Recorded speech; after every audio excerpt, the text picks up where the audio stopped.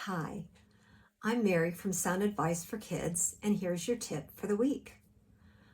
I like to use transition time as a way to work on IEP goals. And in preschool, there are so many different transition times, right? You've got transitions from snack time into free play, or snack time you might go into reading books from there, or you could be in a small group rotation and need to transition to the next rotation.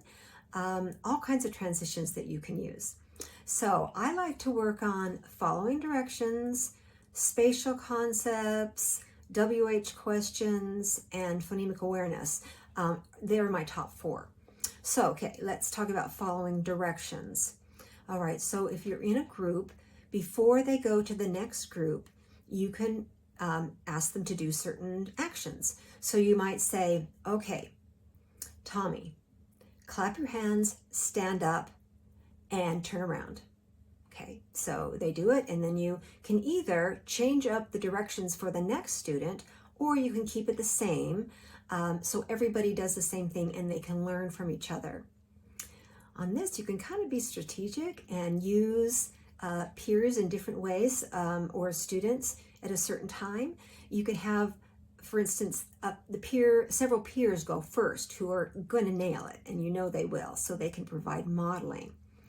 You might have one of your IEP students who's working on this goal to go first because they're finishing up their goal and you want to get some data in a generalized setting. It might even be that you've got a student you want to go last because you want them to hear the direction over and over and over again before it's their turn, so you can kind of just drill it into their brain.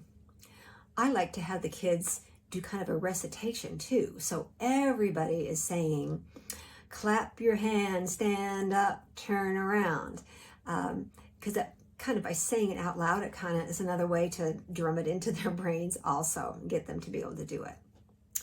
Okay, so we also have spatial concepts. This is great because you can say, okay, if you are sitting in back of so-and-so, you can go to the next station. Or if you're sitting in front of, if you're between Johnny and Bill, you can move on, things like that. You can also kind of switch it up and have the students tell you where they are sitting. So you can say, Johnny, where are you? And he has to come up with an answer of, I'm behind somebody, I'm between, I'm next to, or I'm in front of. And if you do this repetitively over a year, the kids are going to catch on and they're really going to solidify these spatial concepts. Another thing to do during transition is to work on WH questions. So you can say, okay, who has on a green shirt? Billy. And he has to answer. You can say, where is John? And he can say he's on the rug, or he's at the snack table, wherever he happens to be. You can ask, what is Timmy doing?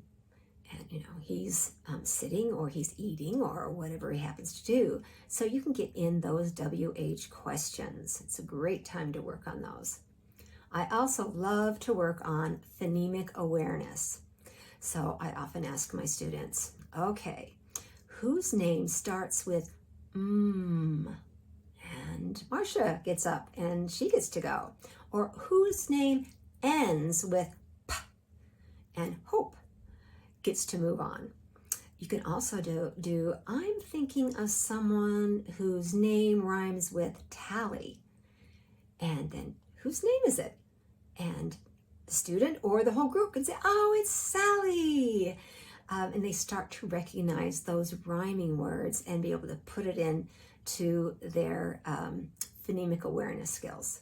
There's a lot of different ways that you can insert goals into transition time. And I hope these gave you a few ideas. Have a great week.